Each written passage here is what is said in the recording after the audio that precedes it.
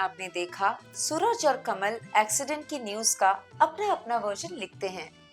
इसी बीच वहाँ मीना आ जाती है और उन्हें एक साथ देखकर उसे हमेशा की तरह अच्छा नहीं लगता। उसकी बातों में नाराजगी की झलक सूरज भाप लेता है और चिढ़कर उसका जवाब देता है। मीना ये समझ ही नहीं पाती कि उसने ऐसा क्या कह दिया जो सूरज को इतना बुरा लगा। शाम में सूरज कमल से हॉस्पिटल के बाहर मिलता है। कमल उसे सुबह की बात याद दिलाते हुए कहती है कि उसने ख्वामखा ही मीना की इंसल्ट की। बातों बातों में जब सूरज कमल को ये बताता है कि ये नौकरी उसने सिर्फ कमल के लिए की है, तो कमल को एक खुशी महसूस होती है और पल भर के लिए एक हैरानी भी। वो ऐसा जवाब बिल्कुल एक्सपेक्ट नहीं कर रही थी। उसे समझ नहीं आता कि वो कैसे रिएक्ट करे। यहाँ हम मोहब्बत के एहसास की पहली झलक देखते हैं। शकुन हॉस्पिटल से छुट्टी पाकर घर लौटती हैं। स्टूडेंट्स उनसे मिलने और उन्हें वेलकम करने वहाँ मौजूद होते हैं। ये देखकर उन्हें बड़ी खुशी होती है। आरके को जापान से लौटते ही शकुन की एक्सीडेंट की खबर मिलती है और वो सीधा शकुन से मिलने उसके घर जाता है। इस अनहोनी के लिए वो खुद को कसूरवार मानता है, क्योंकि ना ही वो चौधरी को कॉलेज के मामले से उसे दूर रहने को कहता और ना ही वो ये घिनौनी हरकत करता। बहरहाल आरके कहते हैं कि Chaudhary will pay for this heavily. वो अपने दिल की बात साफ लफ्जों में बयां करते हुए कहते हैं कि उसे शकुन की सख्त जरूरत है, लेकिन शकुन जवाब में मुस्कुराते हुए कहती है कि उसे आरके की बिल्कुल जरूरत नहीं, ना है और ना होगी। शकुन फिर उसे बताती है कि जब आरके ने उसे अपनी जिंदगी से बेदखल कर दिया था, तो वो आत्महत्या करने निकली थी। वहां दरिया के सामने उस दिन उसने ये समझा और जाना कि औरत की जिंदगी का मकसद और मतलब किसी की बीवी बनना ही नहीं, बल्कि अपने उद्देश्य को समझना और उसके लिए राह ढूंढना है। अब आगे देखते हैं। शकुन, औरत और मर्द का जो रिश्ता है, क्या उस रिश्ते से हटकर औरत की मुक्ति है? क्यों नहीं है? उस रिश्ते के बगैर मैं बहुत इज्जत से जी रही हूं और जीने का इरादा भी है। मैंने किसी मजबूरी से ऐसा नहीं किया। तुम्हारे बाद बहुत से मर्द मुझसे शादी करने के लिए तैयार थे, लेकिन मैंने अपना रास्ता अलग चुना। मुझे कोई तकलीफ नहीं, कोई पश्चाताप नहीं। मेरे सामने एक उद्देश्य है, समाज के लिए कुछ करने का।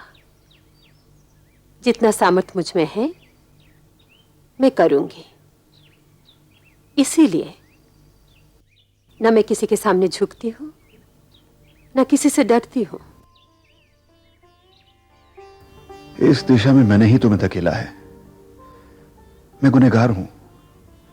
अब मैं ही तुम्हें वापस आने के लिए कह रहा हूं। जिस शकुन को तुमने धकेला, वो शकुन मर चुकी है। आरके, मेरा दूसरा जन्म हो चुका है। अब मुझे तुम्हारी जरूरत नहीं। मैं जानती हूं तुम मुझे वापस क्यों बुलाना चाहते हो। बता दूं तुम्हें,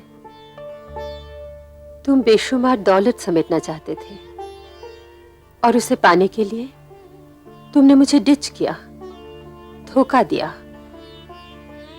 और एक करोड़पति की बेटी को जाल में फंसाकर उससे शादी कर ली। वो बेचारी जरूर प्यार की भूखी होगी, नहीं जानती होगी तुम सिर्फ दौलत, ऐश और आराम के भूखे हो। जब पता चल गया होगा, उसी सदमे से मर गई होगी। दुनिया भर की दौलत पाकर भी कुदरती बात है, तुम्हारे दिल को सुख और चैन नहीं मिला। उस दौलत की कीमत तुमने मुझे छोड़कर दी थी। अब सोचते होगे, जो कीमत दी थी उसे भी वापस क्यों ना ले लूं। तुम्हारे जैसा व्यापारी दुनिया में और कोई नहीं होगा। चीज खरीद कर दी हुई कीमत भी वापस चाहते हो। हार के दुनिया की हर चीज जो तुम चाहो तुम्हें मिल सकती है, सिर्फ मैं तुम्हें नहीं मिल सकती, कभी नहीं मिल सकती, क्योंकि मुझे तुम्हारी जरूरत नहीं है।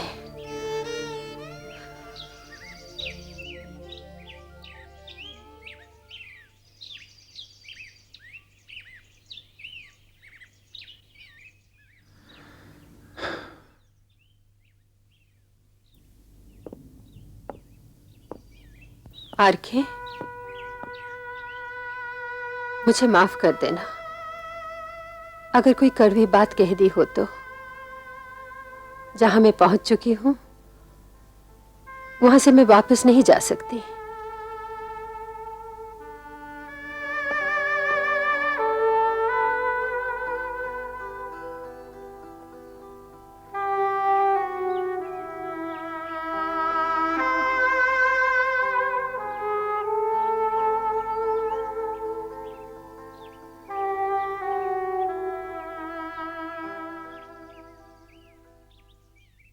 कमल, aunty, I am sorry aunty.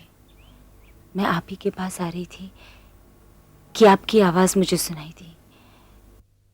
मैंने जाना चाहा पर जा नहीं पाई। आपकी बातों ने मुझे रोक लिया। मुझे माफ़ कर दीजिएगा आंटी। तुमने सब कुछ सुन लिया? जी हाँ। कोई बात नहीं।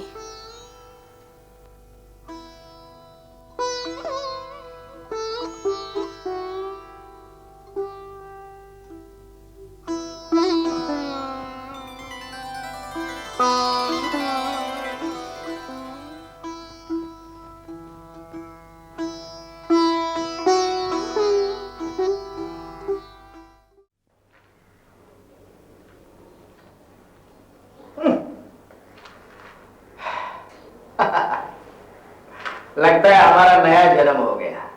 आदमी की जून से कैदी की जून में आ गए।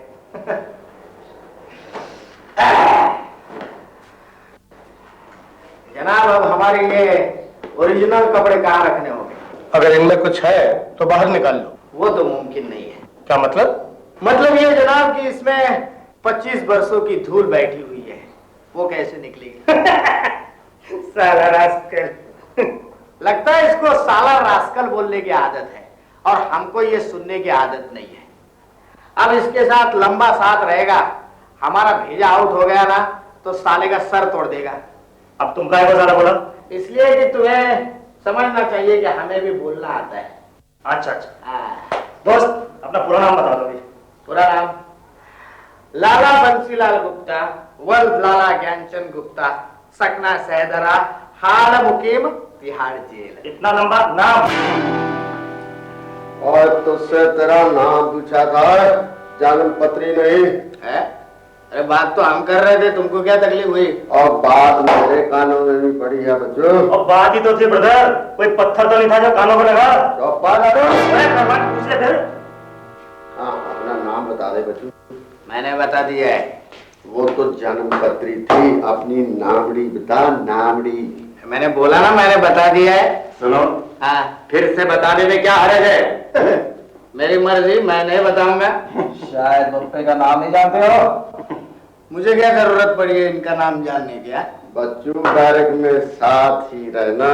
अरे थोपड़ा तोड़ देगा। इनके कपड़े ले जाओ, ले जाओ इन सबको। चलो जाओ।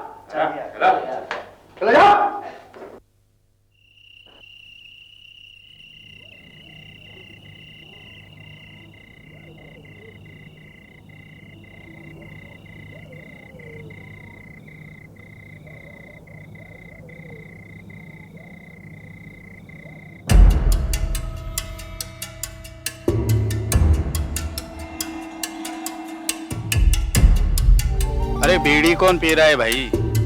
हमें भी एक बीड़ी दो। कोई इसे सिगरेट नहीं देगा। जो इसे सिगरेट देगा मैं उसकी टांगें तोड़ दूंगा।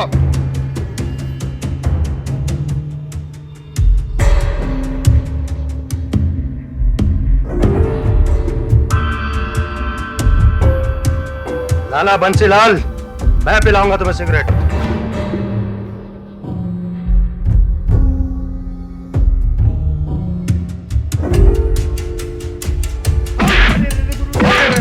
अरे पापा जी, पापा जी धीरे से, मर जाएगा बेचारा। अरे अरे अरे अरे अरे गल सुनो पापा जी, अरे धीरे से, मर जाएगा बेचारा, मर जाएगा। अरे पापा जी इधर आ जाओ, बैठ।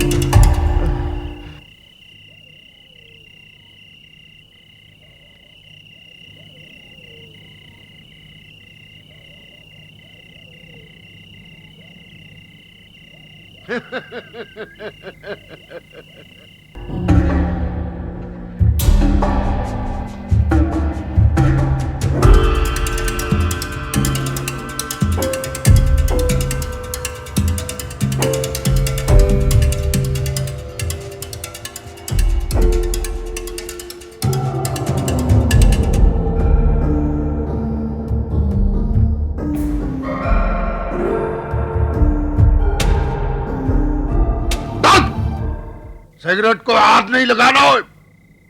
नहीं, मैंने सोचा उठाकर एक तरफ रख दूं। पड़ी रहने दे। पाजी वो पड़ी पड़ी खराब हो जाएगी। खराब हो जाने दे।